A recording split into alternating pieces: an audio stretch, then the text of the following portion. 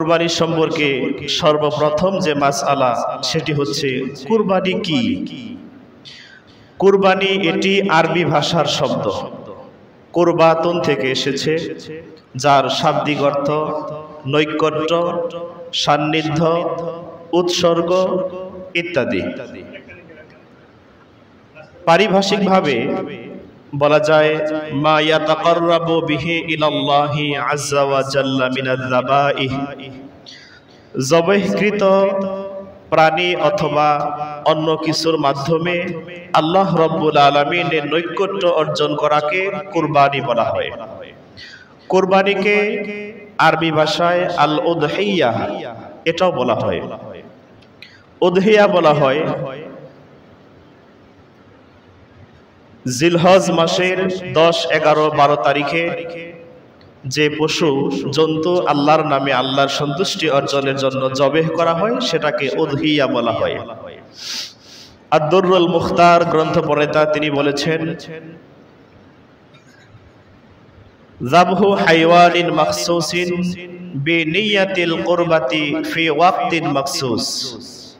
আল্লাহ রাব্বুল আলামিনের নৈকট্য অর্জনের উদ্দেশ্যে নির্দিষ্ট সময়ে নির্দিষ্ট প্রাণীর মাধ্যমে আল্লাহ পাকের নৈকট্য অর্জন করাকেই বলা হয় কুরবানি বা উদহিয়া। দ্বিতীয় মাসআলা সেটি হচ্ছে কুরবানির প্রকারভেদ। কুরবানি প্রথমত 2 প্রকার, একটি হচ্ছে ওয়াজিব, আরেকটি হচ্ছে নফল। ওয়াজিব কুরবানি আবার 3 ভাগে বিভক্ত। প্রথমত মান্নতের কুরবানি। কেউ যদি মান্নত করে যে আমার অমক কাজটি উদ্দেশ্যটি সিদ্ধি হলে বা পূর্ণ হলে আমি আল্লাহর ওয়াস্তে কুরবানি করব, সে গরিব হোক ধনী হোক তার উপর কুরবানি করা ওয়াজিব হয়ে যায়। দ্বিতীয়ত ওসিয়তের কুরবানি। আর 3 নাম্বার ধনী স্বাবলম্বী ব্যক্তিদের জিলহজ মাসের 10, 11, 12 তারিখে যে কুরবানি করা হয় এই কুরবানি ওয়াজিব। এই 3 প্রকারের ব্যতীত অন্যান্য যত কুরবানি আছে সেগুলো নফল বলে গণ্য হবে। 3 নাম্বার মাসআলা হচ্ছে কুরবানি কার উপর ওয়াজিব। কুরবানি সবার উপর ঢালাও ভাবে আল্লাহ পাক ওয়াজিব করেননি। কুরবানি ওয়াজিব হতে হলে তাকে অবশ্যই নিসাবে মাল, নির্দিষ্ট পরিমাণ একটা সম্পদ আছে, এই সম্পদের মালিক তাকে হতে হবে। সুতরাং গরিব ব্যক্তির উপর কুরবানি ওয়াজিব নয়। এরপর সুস্থ মস্তিষ্কের অধিকারী হতে হবে। পাগল ব্যক্তির উপর কুরবানি ওয়াজিব নয়।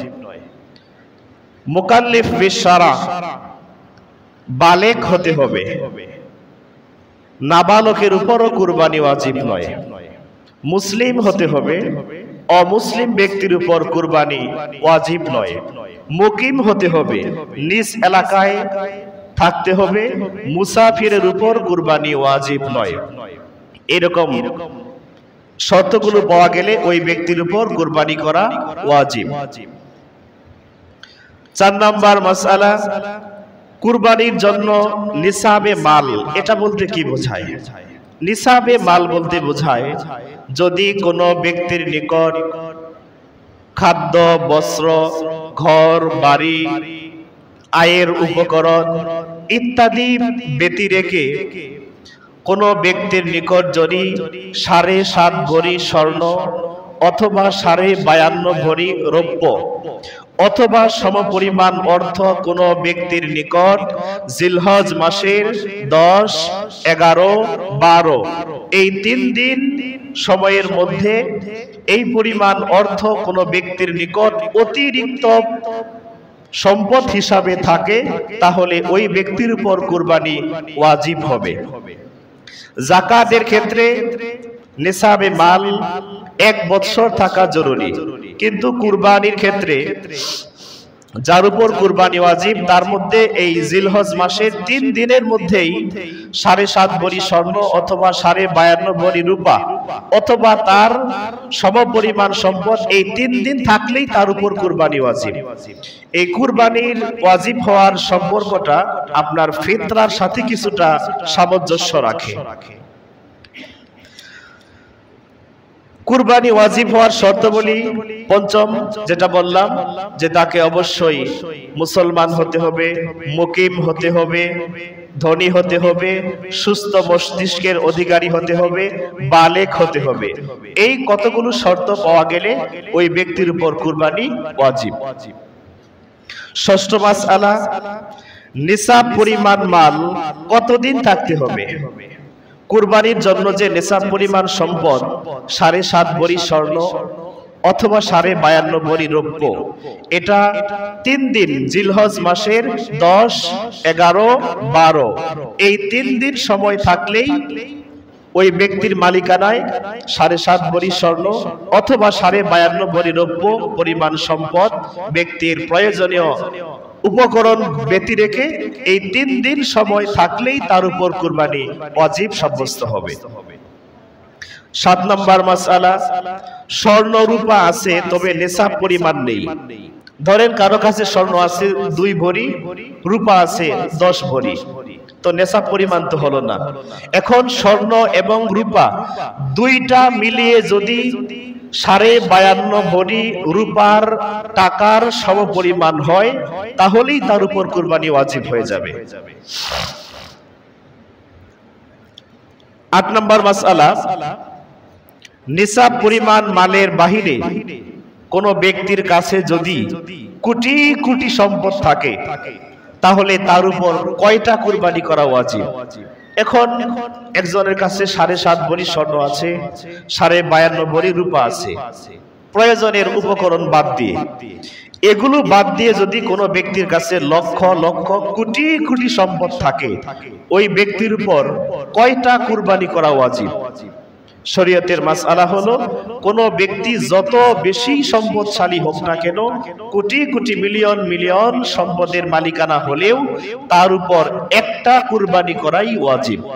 সে অতিরিক্ত হিসাবে করতে পারে, সেটা তার ব্যক্তিগত বিষয়, কিন্তু শরীয়ত বেঁধে দিয়েছে তার উপর একটা কুরবানি করা ওয়াজিব।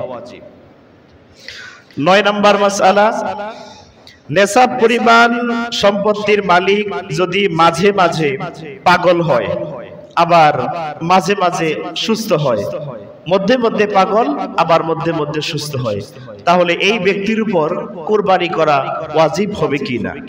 শরীয়তের বিধান হচ্ছে ব্যক্তি যদি ধনী হয়, সম্পদশালী হয়, বালেক হয়, মুসলিম হয়, মুকিম হয়, ওই ব্যক্তি হঠাৎ পাগল হঠাৎ সুস্থ, ইসলামী শরীয়তের মাসআলায় ওই ব্যক্তিকে সুস্থ বলে গণ্য করে নিতে হবে। ওই ব্যক্তির উপর তার ওয়ারিসদের পক্ষ থেকে, তার সম্পত্তি থেকে তার ওয়ারিস ছেলে সন্তান যারা আছে তারা তার পক্ষ থেকে কুরবানি আদায় করে দিলেই ওয়াজিব আদায় হয়ে যাবে। 10 নম্বর মাসআলা, ঋণগ্রস্ত ব্যক্তির কুরবানির বিধান কি? একজন ধনী মানুষ, অনেক টাকার তার ঋণ, দেখা গেল ঋণ পরিশোধ করতে গিয়ে তার নেসাব পরিমাণ সম্পদ তার আর নাই, এখন ওই ব্যক্তির উপর কুরবানি ওয়াজিব হবে না। তবে ঋণ পরিশোধ করার পর যদি দেখা যায় তার কাছে নেসাব পরিমাণ সম্পদ আছে তবেই তার উপর কুরবানি ওয়াজিব হবে। আরেকটি মাসআলা হচ্ছে নাবালিগ। পৈতৃক সূত্রে সে বহুত সম্পত্তির মালিক হয়েছে কিন্তু বালেক হয় নাই, নাবালক ছেলে কিংবা মেয়ে, এই নাবালকের উপর কুরবানি ওয়াজিব কি না? না, নাবালক তার উপর কুরবানি ওয়াজিব নয়। তবে তার পক্ষ থেকে যদি তার মুরব্বিগণ কুরবানি করে দেয় তাহলে সবাই সওয়াবের অধিকারী হবে, কিন্তু এটা বাধ্যবাধকতা নয়, ওয়াজিব নয়। 11 নম্বর মাসআলা, নেসাবে মাল কুরবানির দিনগুলোতে মারা গেলে তার বিধান কি? যিনি নেশাব পরিমাণ সম্পদের মালিক হয়েছেন, ওই ব্যক্তি যদি কুরবানির দিনগুলোর মধ্যে মারা যায়, জিলহজের 10, 11, 12 তারিখের মধ্যেই যদি লোকটা মারা যায়, তাহলে তার উপর কুরবানি ওয়াজিব নয়। জিলহজের 10, 11, 12 এই 3 দিনের পরে যদি মারা যায়, তাহলে তার উপর কুরবানি ওয়াজিব হয়ে যাবে। ওয়ারিশগণ তার পক্ষ থেকে কুরবানি আদায় করে দিবে। 12 নম্বর মাসালা, গরিব লোক কুরবানির দিনগুলোতে পশু কিনলে তার বিধান কি? একজন মানুষ তিনি গরিব, তার উপর কুরবানি ওয়াজিব নয়। সে যদি কুরবানির নিয়তে পশু কিনে ফেলে, কোনো প্রাণী কিনে, ছাগল, দুম্বা, ভেড়া, মহিষ, বকরি যদি কিনে ফেলে, তাহলে তার উপর কুরবানি ওয়াজিব সাব্যস্ত হয়ে যাবে। 13 নম্বর মাসালা, আমানত রাখা পশু মালিকের অনুমতি ব্যতীত কুরবানি করলে শুদ্ধ হবে কি না? ধরেন একজন ব্যক্তির একটা পশু, গরু বা ছাগল, ভেড়া, আরেকজন ব্যক্তির কাছে আমানত রাখা হলো। ওই ব্যক্তি মূল মালিকের অনুমতি ব্যতীত কুরবানি করে ফেললো, তার কুরবানি শুদ্ধ হবে না। অথবা আমানত রাখা পশু মূল মালিকের অনুমতি ব্যতীত সে আরেকজনের কাছে বিক্রি করে ফেললো, তাহলে ওই ব্যক্তিও যদি কুরবানি করে, তার কুরবানিও শুদ্ধ হবে না। অবশ্যই মালিকের কাছ থেকে অনুমতি নিতে হবে। অনুমতি না নিলে দুনো পক্ষের কারোরই কুরবানি শুদ্ধ বলে গণ্য হবে না। যদি কুরবানি করে ফেলে মালিকের অনুমতি ব্যতীত, তাহলে উক্ত পশুর যে চড়া দাম, যে মূল্যটা হয়, অবশ্যই সেই মূল্যটা মূল মালিককে মূল্য টাকা ফেরত দিতে হবে। 14 নম্বর মাসআলা, কুরবানি ওয়াজিব, কিন্তু কুরবানি না করে কেউ যদি কুরবানির পশুর যে মূল্যটা হয়, এটা যদি গরিব, মিসকিন, অসহায়, বিধবা মানুষের মধ্যে দান করে দেয় কুরবানির জন্তুর মূল্য, তাহলে এটা জায়েজ কি না? না, জায়েজ হবে না। যার উপর কুরবানি ওয়াজিব, তাকে অবশ্যই কুরবানির পশু কিনে নির্দিষ্ট দিনসমূহের মধ্যে কুরবানি করতে হবে। এটি শরীয়তের বিধান।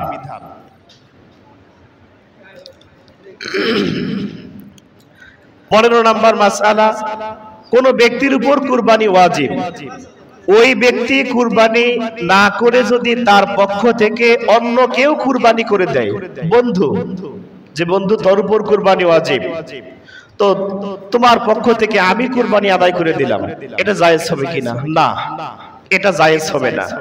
যার উপর কুরবানি ওয়াজিব, অবশ্যই তার পক্ষ থেকেই কুরবানি করতে হবে, তার অর্থ দ্বারাই কুরবানি করতে হবে। আরেকটি মাসআলা হচ্ছে মুসাফির, যিনি কুরবানির দিন সমূহের মধ্যে নিজ বাড়ি থেকে 48 মাইল, মতান্তরে 54 মাইল, আরো মতভেদ আছে, দূরে অবস্থান করে, ওই ব্যক্তির উপর কুরবানি ওয়াজিব কি না? ধরেন একজন মানুষ কুরবানির নির্দিষ্ট দিন আসার আগেই বাড়ি থেকে বের হয়ে মুসাফিরি পরিমাণ দূরত্বে চলে গিয়েছে। কুরবানির যে নির্দিষ্ট 3টা দিন, জিলহজের 10, 11, 12, এর মধ্যে সে 11 তারিখে অথবা 12 তারিখের মধ্যেই যদি নিজ এলাকায় ফিরে আসে, নিজ বাড়িতে ফিরে আসে, তাহলে 12ই জিলহজ সূর্য অস্ত যাওয়ার আগেই পশু কিনে তাকে কুরবানি করতে হবে, এটা তার উপর ওয়াজিব। মুসাফিরের আরেকটা ধরন হতে পারে, যেমন মুসাফির সে জিলহজ মাসে সফরে বের হলো, জিলহজ মাসের কুরবানির যে 3টা দিন, এই 3 দিন অতিবাহিত হওয়ার পরে সে বাড়িতে ফিরে আসলো, তাহলে ওই মুসাফির ব্যক্তির উপর ধনী হলেও তার উপর কুরবানি করা ওয়াজিব নয়। 16 নম্বর মাসআলা, জিলহজ মাসের চাঁদ উদিত হলে আমাদের কিছু করণীয় আছে কি না? হ্যাঁ, জিলহজ মাসের চাঁদ উদিত হলে আমাদের উপর অনেক করণীয় আছে। প্রথমত হাদিস শরীফে আসছে, হাদিসটি মুসলিম শরীফ, মিশকাত শরীফে আসছে, আন উম্মি সালামা রাদিয়াল্লাহু তাআলা আনহা আন্নাহা ক্বালাত, قال رسول الله صلى الله عليه وسلم من رأى هلال ذي الحجة وأراد أن يضحي فلا يأخذ من شعره ولا من أظفاره আম্মা জান হযরতে উম্মে সালামা রাদিয়াল্লাহু তাআলা আনহা থেকে হাদিসটি বর্ণিত।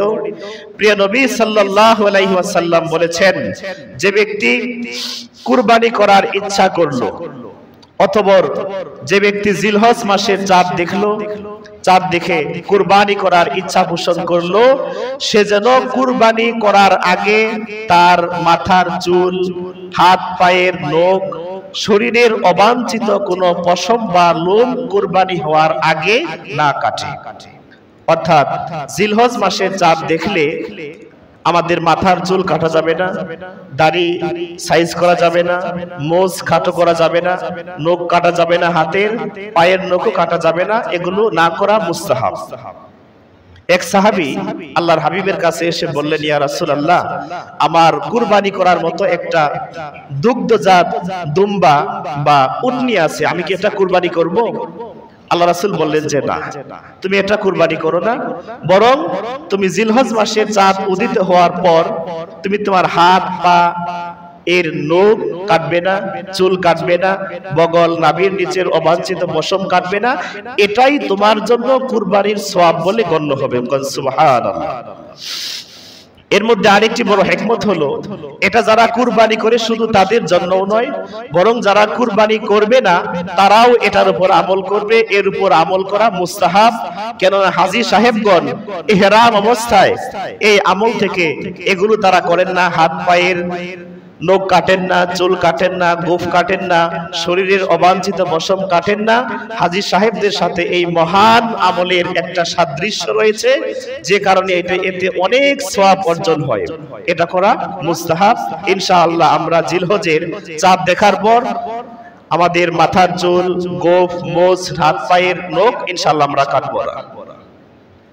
এরপরে 17 নম্বর মাসালা হচ্ছে, জিলহজ মাসের আমাদের অত্যন্ত গুরুত্বপূর্ণ আরেকটি আমল হচ্ছে 9 জিলহজ ফজর থেকে 13 জিলহজ আসরের নামাজ পর্যন্ত মোট 23 ওয়াক্ত নামাজের, ফরজ নামাজের পর তাকবীর বলা, আল্লাহু আকবার, আল্লাহু আকবার, লা ইলাহা ইল্লাল্লাহু আল্লাহু আকবার, আল্লাহু আকবার, ওয়ালিল্লাহিল হামদ। এই তাকবীর পড়াটা ওয়াজিব। নারী পুরুষ জামাতের সাথে নামাজ পড়ুক কিংবা সে বাড়িতে নামাজ পড়ুক, সবার জন্য ফরজ নামাজের পর এই তাকবীর বলা ওয়াজিব। 18 নম্বর মাসআলা, মৃত ব্যক্তি, আত্মীয় স্বজন এদের নামে, এদের পক্ষ থেকে কুরবানি করা শরীয়তে কতটুকু বৈধ? জি, মা, বাবা, দাদা, দাদি, নানা, নানি, ভাই, বন্ধু, পীর, উস্তাদ এদের পক্ষ থেকে এদের রুহের মাগফিরাতের জন্য ইসালে সওয়াবের নিয়তে কুরবানি করা অবশ্যই জায়েজ, অবশ্যই জায়েজ, অবশ্যই জায়েজ। এমনকি লোকটি যদি ধনী হয়, সে যদি তার মৃত আব্বা, আম্মা, দাদা, দাদি, নানা, নানি, পীর, মাশায়েখ, ভাই, বোন, উস্তাদ এদের নামে, এদের পক্ষ থেকে কুরবানি করে দেয়, তাহলে তার ওয়াজিব আদায় হয়ে যাবে। এমনকি আমরা যদি প্রিয় নবী সাল্লাল্লাহু আলাইহি ওয়াসাল্লামের নামে পক্ষ থেকে কুরবানি করি, এটা অনেক বড় একটা ফজিলতের আমল। এটা তো অনেক সৌভাগ্যের ব্যাপার। উম্মত তার নবীর নামে, নবীর পক্ষ থেকে আল্লাহর জন্য কুরবানি করবে, এতে অনেক ফজিলত রয়েছে। এটা খাস একটা বিশেষ আমলের অন্তর্ভুক্ত। যেমন হাদিস শরীফে আসছে, হাদিসটি আবু দাউদ, তিরমিজি, মিশকাতে এসেছে। বিখ্যাত তাবেঈ হযরতে হানাস রাহিমাহুল্লাহ তিনি বলেন, রাআইতু আলিয়ান রাদিয়াল্লাহু তাআলা আনহু ইউদাহি বিকাবশাইন। আমি হযরতে আলী রাদিয়াল্লাহু আনহুকে দেখলাম তিনি 2টা দুম্বা অথবা ভেড়া কুরবানি করলেন। ফাকুলতু লাহু, আমি হযরত আলী রাদিয়াল্লাহু আনহুকে বললাম, মা হাযা, আপনি এরকম 2টা কুরবানি করলেন কেন? হযরত আলী রাদিয়াল্লাহু আনহু বললেন, ফাকালা ইন্না রাসূলুল্লাহি সাল্লাল্লাহু আলাইহি ওয়াসাল্লাম আওসানি আন উদহিয়া আনহু ফাআনা উদহি। কেননা আল্লাহর হাবিব সাল্লাল্লাহু আলাইহি ওয়াসাল্লামকে আমি আলীর পক্ষ থেকে রাসূলুল্লাহর নামে রাসূলুল্লাহর পক্ষ থেকে আমি আলীকে নির্দেশ দেয়া হয়েছে তুমি কুরবানি করবে। এইজন্য একটি আমি আমার পক্ষ থেকে কুরবানি করলাম, আর একটি প্রিয় নবী সাল্লাল্লাহু আলাইহি ওয়াসাল্লামের পক্ষ থেকে কুরবানি করলাম। আবু দাউদ, মিশকাত, তিরমিজি শরীফের হাদিস এটা। অর্থাৎ এই হাদিস দ্বারা বোঝা যায় আল্লাহর হাবিবের পক্ষ থেকে উম্মত কুরবানি করতে পারবে, এটা অনেক ফজিলতের কারণ। আর একটি বর্ণনা আসছে হযরত আলী রাদিয়াল্লাহু আনহু থেকে, সুনান তিরমিজি শরীফের হাদিস, আন্নাহু কানা ইউদাহি বিকাবশাইন আহাদুহুমা আনিন নবী সাল্লাল্লাহু আলাইহি ওয়াসাল্লাম ওয়াল আখারু আন নাফসিহি। দেখা গেল যে হযরত আলী রাদিয়াল্লাহু আনহু দুটি দুম্বা বা দুটি ভেড়া কুরবানি করছেন, একটি নিজের পক্ষ থেকে আর একটি আল্লাহ রাসূলের পক্ষ থেকে। ফাকিলা লাহু, হযরত আলী রাদিয়াল্লাহু আনহুকে বলা হলো যে আপনি দুটো কুরবানি করছেন কেন? হযরত আলী রাদিয়াল্লাহু আনহু বলেন, আমারানি বিহি ইয়ানি নবী সাল্লাল্লাহু আলাইহি ওয়াসাল্লাম, নবী করিম সাল্লাল্লাহু আলাইহি ওয়াসাল্লাম আমাকে এমনটা করতে আদেশ করেছেন যে আলী তুমি যতদিন বেঁচে থাকবে আমি রাসূলুল্লাহর পক্ষ থেকে একটি কুরবানি করবে। এজন্য আমি আল্লাহর হাবিবের নামে একটি কুরবানি করলাম, রাসূলুল্লাহর পক্ষ থেকে একটি কুরবানি করলাম, আর আমি আলী নিজের পক্ষ থেকে একটি কুরবানি করলাম। তাহলে এই হাদিস দ্বারা বোঝা যায় যে আল্লাহর হাবিব সাল্লাল্লাহু আলাইহি ওয়াসাল্লামের পক্ষ থেকে উম্মত কুরবানি করতে পারবে, এটা অনেক ফজিলতের কারণ। এছাড়া পবিত্র কোরআনুল কারীমে নবীজির আদেশ মান্য করা আমাদের জন্য আল্লাহ পাক ফরজ করে দিয়েছেন। সূরা হাশরে আল্লাহ বলেছেন, মা আতাকুমুর রাসূলু ফাখুযুহু ওয়া মা নাহাকুম আনহু ফান্তাহু, আমার রাসূল যা তোমাদের আদেশ দেয় তা তোমরা মেনে নাও, যা তোমাদের নিষেধ করে তা থেকে নিজেদেরকে বারণ রাখো। হযরতে আবু হুরায়রা রাদিয়াল্লাহু আনহু থেকে হাদিস শরীফে আসছে, আমার ঠান্ডা জনিত কারণে কণ্ঠ বসে গিয়েছে, আপনারা বুঝতে পারছেন। আন আবি হুরায়রা রাদিয়াল্লাহু তাআলা আনহু আন্নাহু ক্বালা রাসূলুল্লাহি সাল্লাল্লাহু আলাইহি ওয়াসাল্লাম মা আমারতুকুম বিহি ফাখুযুহু ওয়া মা নাহাইতুকুম আনহু ফান্তাহু, রাওয়াহু ইবনু মাজাহ। আবু হুরায়রা রাদিয়াল্লাহু আনহু তিনি বলেন, রাসূল পাক সাল্লাল্লাহু আলাইহি ওয়াসাল্লাম ইরশাদ করেছেন, আমি রাসূল তোমাদেরকে যা আদেশ করেছি তা তোমরা পালন করো, যা থেকে আমি তোমাদেরকে নিষেধ করেছি তা থেকে তোমরা নিজেদেরকে বিরত রাখো।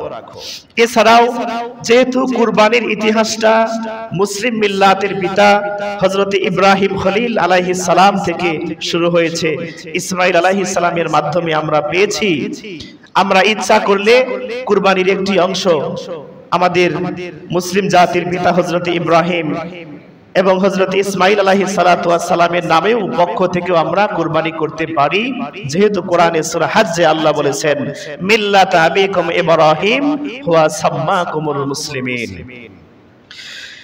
21 নম্বর মাসআলা, নবী করিম সাল্লাল্লাহু আলাইহি ওয়াসাল্লামকে আল্লাহ পাক ডাইরেক্টলি কুরবানির নির্দেশ দিয়েছেন সূরা কাউসারে, ফাসাল্লি লিরাব্বিকা ওয়ানহার, হে রাসূল আপনি আপনার রবের নামে কুরবানি করুন, নহর করুন এবং সালাত আদায় করুন।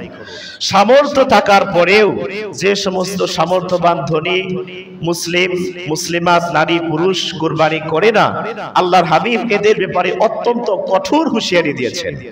আল্লাহ রাসূল বলেছেন হাদিস শরীফ, আন আবি হুরায়রা রাদিয়াল্লাহু তাআলা আনহু আন্নাহু قال رسول الله صلى الله عليه وسلم من كان له ساعة ولم يضحي فلا يقربن مصلنا, رواه ابن ماجه।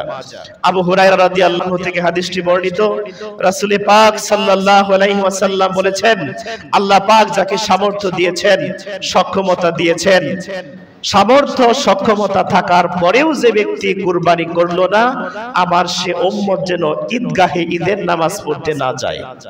অপর বর্ণনায় আসছে, সামর্থ্য থাকার পরেও যে ব্যক্তি কুরবানি করলো না, সে ইহুদি হয়ে মারা যাক অথবা খ্রিস্টান হয়ে মারা যাক, এতে আমি রাসূলুল্লাহর কোনো কিছু যায় আসে না।